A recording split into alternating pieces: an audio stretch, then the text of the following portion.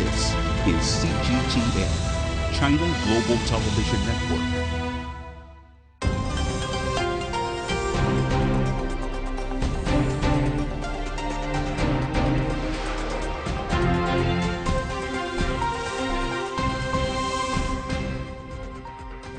Beijing 2022 Winter Paralympics are testimony to China's efforts to create an inclusive society. The Games will carry on the legacy of Beijing 2008 Summer Paralympics, boosting winter sports for the differently abled. On the eve of the Winter Games, which open on Friday, I had an exclusive interview with a childhood icon for generations of Chinese people who continues to inspire with her passion for life and dedication to social betterment. Paralyzed at the age of 5 and unable to go to school, she taught herself and obtained a master's degree in philosophy. She has been working as president of Rehabilitation International since 2016.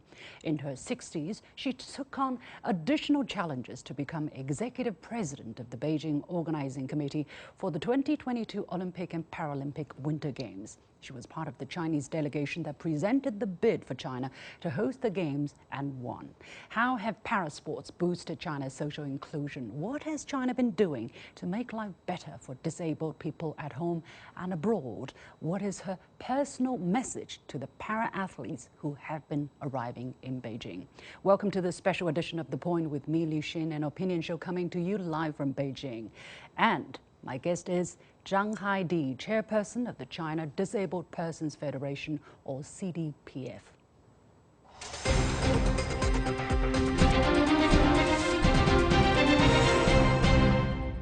Dear Heidi, thank you so much for accepting our interview.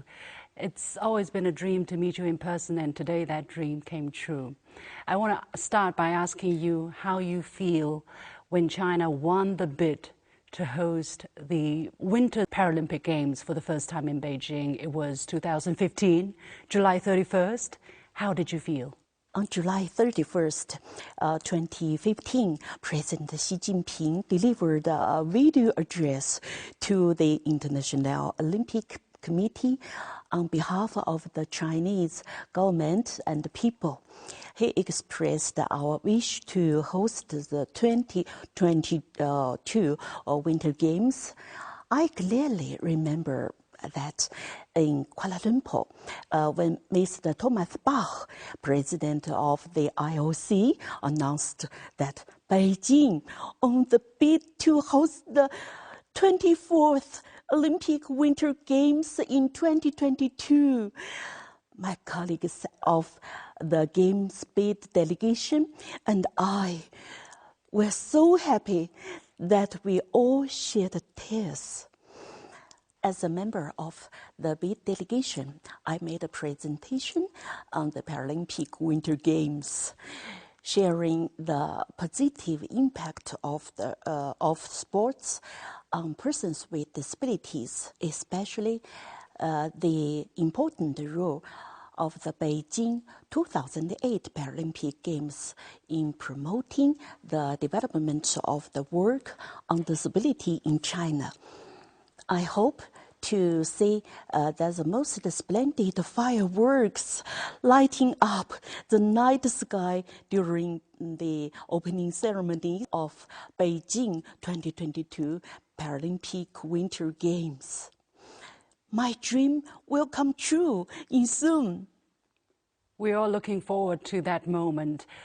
Talking about the sports development of people with disability, China only participated in the Paralympic Games in 1984 for the first time, and 2002 during the Winter Paralympic Games. So how has China's winter sports for people with disabilities been developing over the recent years? Since 2016, the Chinese Paralympic Sports Delegation has participated in many international winter sports events and won several gold medals. At the Pyeongchang Winter Games, the wheelchair curling team won a gold medal, marking the first ever gold medal. Also, first ever medal in the history of China's participation in the Paralympic Winter Games. We encourage persons with disabilities to participate in ice and snow sports. China Disabled Persons Federation has organized 5 ice and snow sports seasons for persons with disabilities. The past few years have witnessed the continuous progress of China's winter parasports. The number of the athletes used to be smaller than 50, but now it has grown to over 1,000.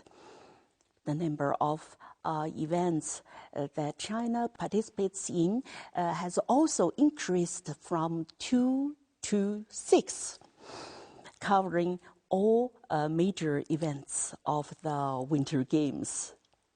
It's very impressive. I mean, especially this time, Chinese athletes with disabilities will be participating in all events of the Paralympic Games. What's the significance exactly of hosting Paralympic Games in China? The 2022 Winter Game will draw more attention of the whole society to persons with disabilities, promote development of the work on disability, improve the overall level of parasports, and encourage more and more persons with disabilities to engage in sports. In this way, they will be more fit, get better rehabilitation, and be more fully included into the society. These Winter Games will also drive more persons with disabilities to join in winter sports, love life, and gain courage. We hope that the whole society would pay more respect and attention to persons with disabilities and create a more friendly environment. Haidi, you are President of the National Paralympic Committee of China. You are Executive President of the Beijing 2022 Organizing Committee. And in days' time, the Paralympic Games will start.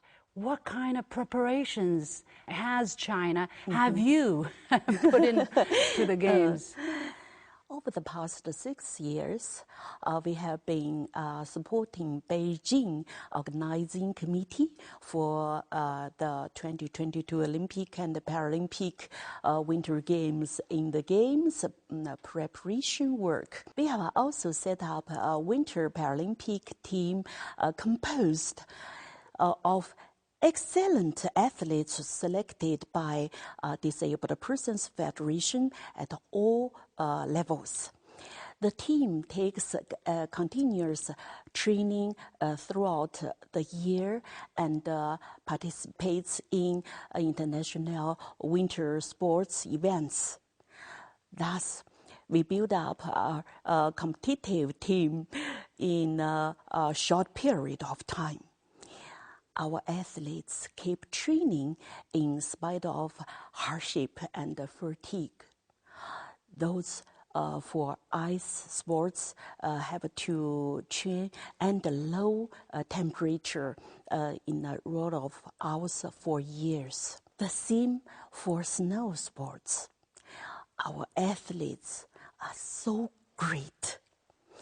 To embrace Beijing 2022 Paralympic Winter Games, we have also built the National Ice Sports Arena for people with disabilities and many other new accessibility facilities.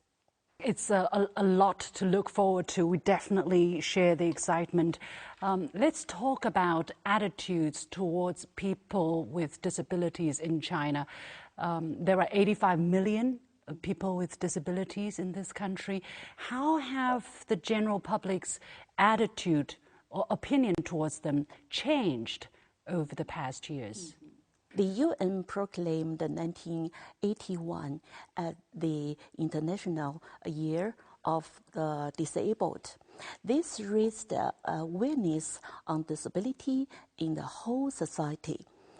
The China Post Office even issued a special stamp themed on this year. When I came to Beijing in 1984 to attend the founding ceremony of China Welfare Foundation for Disabled Persons, all sorts of feelings welled up when I saw 残疾人 its name.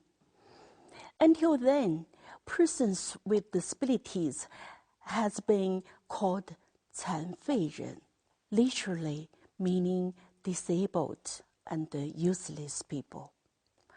This small change reflected the renewed attitudes and respect for persons with disabilities of the society. What are the top priorities in China's protection of their rights and interests? I've been serving as chairperson of CDPF for 14 years. During my term, I visited many persons with disabilities in many places. It pains me to see what difficulties they are facing, and I feel clearly the weight on my shoulder. To remove difficulties for persons with disabilities, we need first to know who they are and where they live. Starting from 2015, CDPF has conducted real name surveys on their basic status and needs for service. Up to now, we have gathered information on over 37 million persons registered with disabilities. And a big data system has been built on this basis to support targeted service. We facilitated the central government to formulate the policy of living allowances for people in financial difficulties and nursing care subsidies for those with severe disabilities. This policy has benefited more than 26 million people since 2016, which significantly improved their quality of life. By the end of 2020, more than 7 million people with disabilities have been lifted out of absolute poverty as scheduled. We have directed more efforts to improving nursing care provision, a way to better take care of them and save them, their families from worries. For example, in Zhumadian City, Henan Province, there are over 100 care facilities providing care services to more than 2,000 persons with disabilities, 4,000 of families with disabled members. The adequate provision of nursing care is the most concrete support.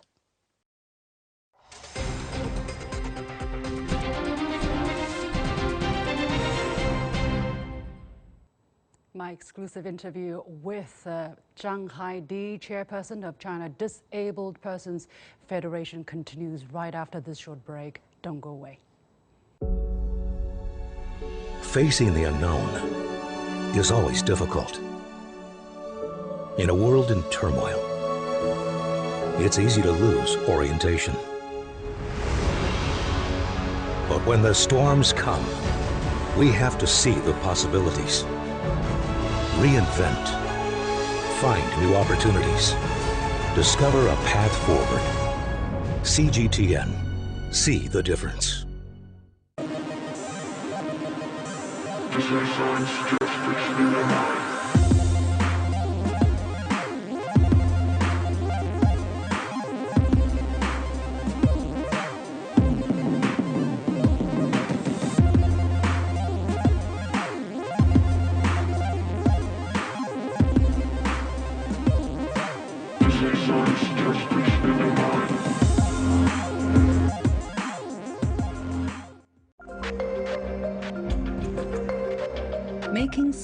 depth of the overwhelming wave of information means cutting through the noise to shine a light on the heart of the story and making room for new perspectives. True understanding means the ability to see events from more than one side. I'm Liu Xin, and this is The Point. With nearly 85 million people with disabilities, China has doubled down on efforts to brighten their future. By 2019, nearly 7 million Chinese with disabilities were helped out of absolute poverty. And last year, a 5-year plan was rolled out to ensure equal rights for all. Why is it essential for the world to come together to secure the well-being of persons with disabilities? My exclusive interview continues with Zhang Haidi, Chairperson of the China Disabled Persons Federation, or CDPF, and Executive President of the Beijing Organizing Committee for the 2022 Olympic and Paralympic Winter Games.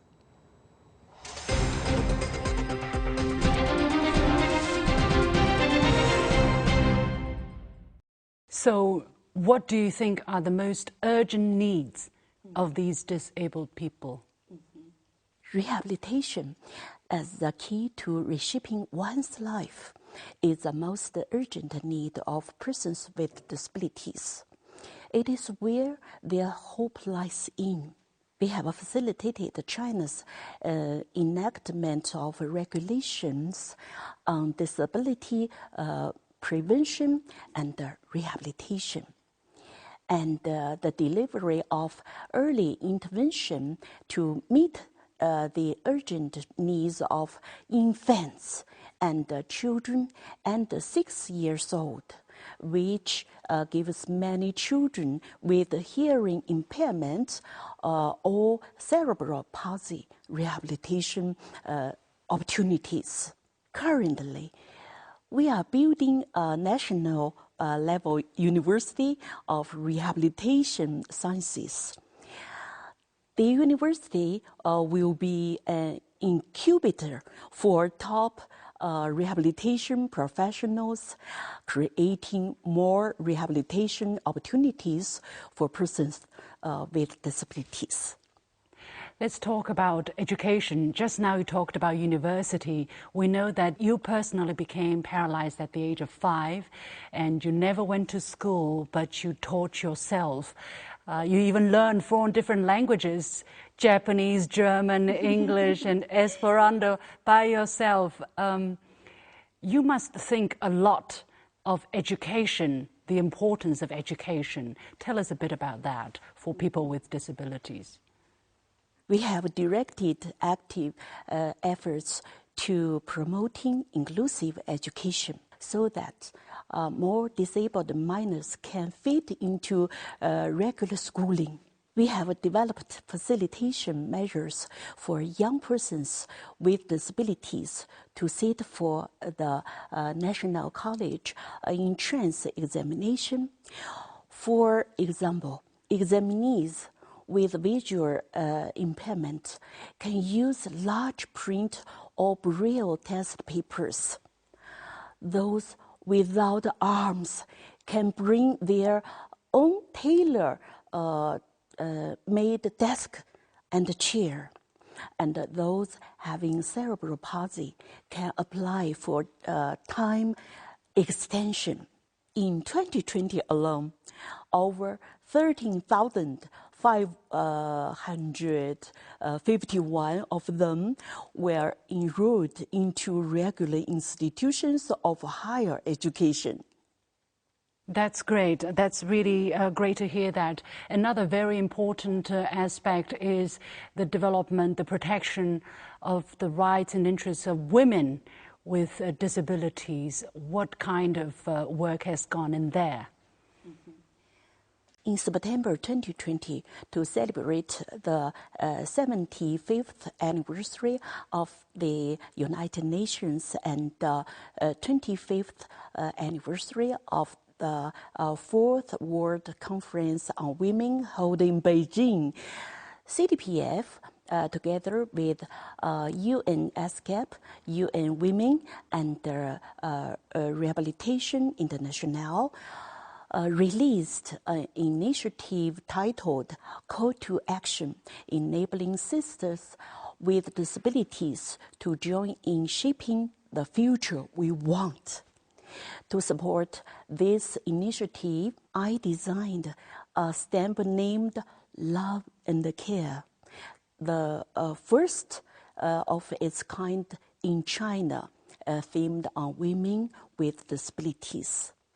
We also hold a dialogue with women with disabilities to listen to their needs and to promote their equal participation in social development. As a measure to gain the more employment opportunities, I'm now working on a project called Beauty Crafts Workshop, which is supposed to empower them economically and enhance their confidence in living a decent life.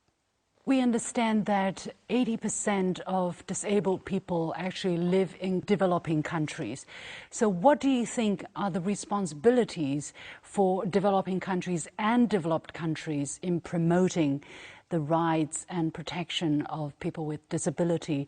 And what kind of work has China done in terms of international cooperation for disability?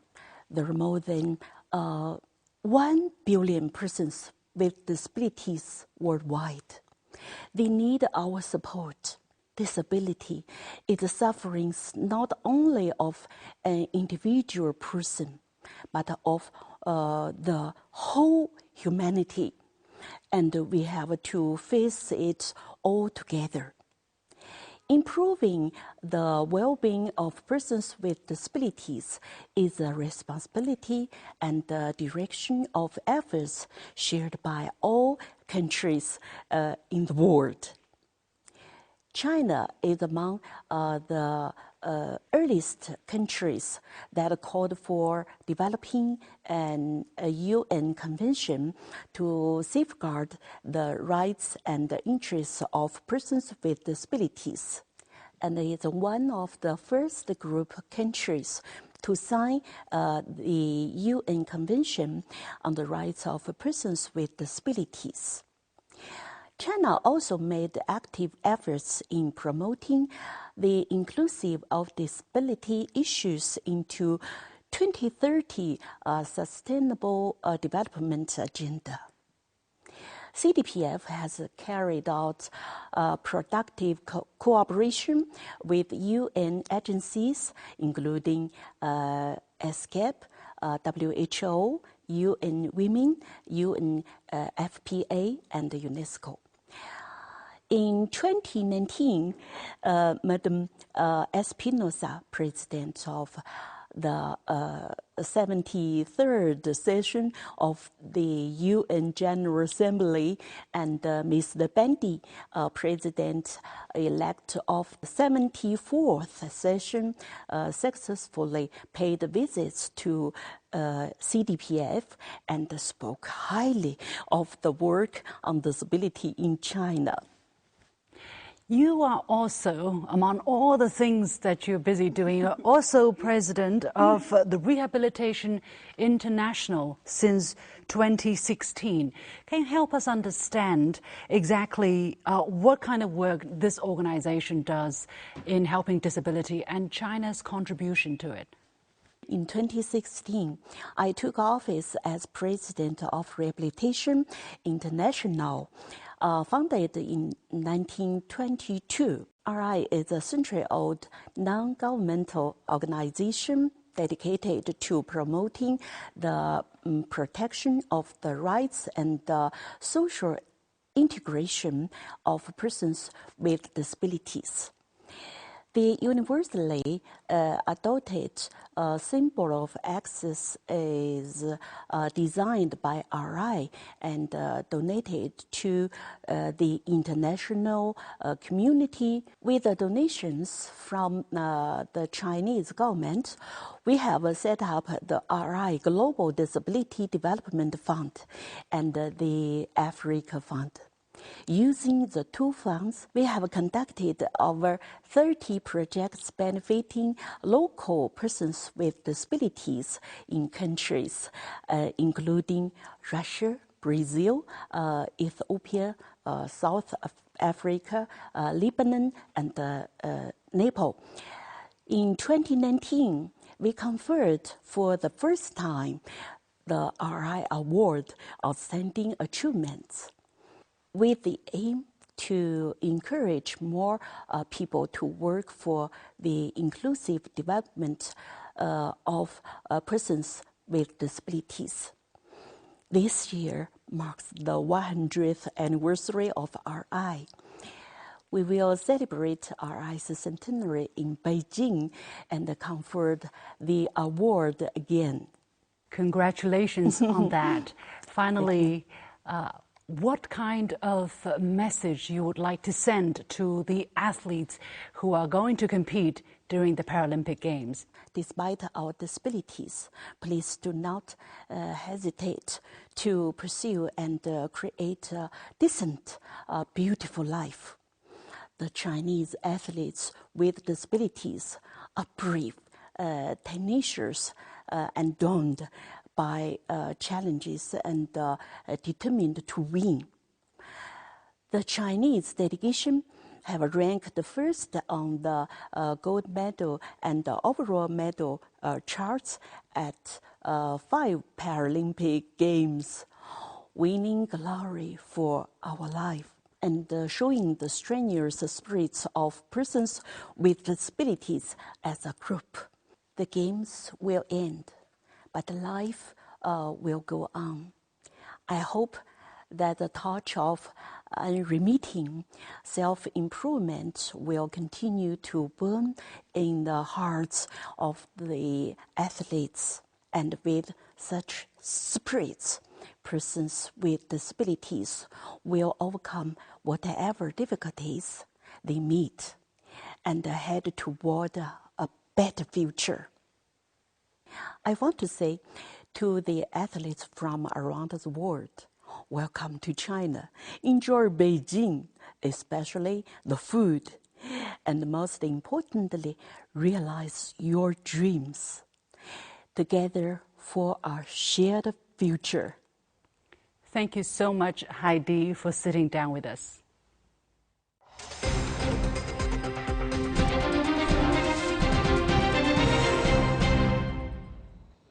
That was my conversation with Zhang Haidi, Chairperson of the China's Disabled Persons Federation, also Executive President of the Beijing Organizing Committee for the 2022 Olympic and Paralympic Winter Games. With that, we come to the end of this edition of The Point with Liu Xin. As always, you can follow me on Facebook and Twitter using the handle Liu Xin in Beijing. Thanks for watching. You've got the point.